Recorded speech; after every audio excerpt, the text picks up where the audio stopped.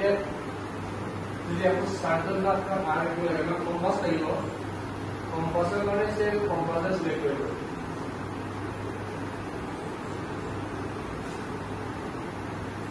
এই কম্পাস আছে কম্পাসের বহি করে এগুলো মানে উদাহরণ করি কম্পাসের জন্য আছে কি ডব্লিউ লাগে জাস্ট নেকে দিলে ডব্লিউ বলতে সেন্টার করে কম্পাসের লিখে নিলে আমি প্রায় এই বস্তুর পর কম্পাসের চলে গেল তো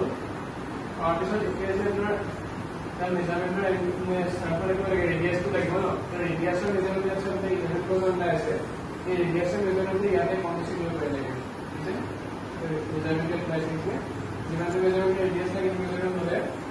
যেটা সার্কেলটা একচুয়ালি হলে এই যে রেডিয়াসটো আছে রেডিয়াসটো দুই মিলাই একটা থেকে হয়ে যাবে তো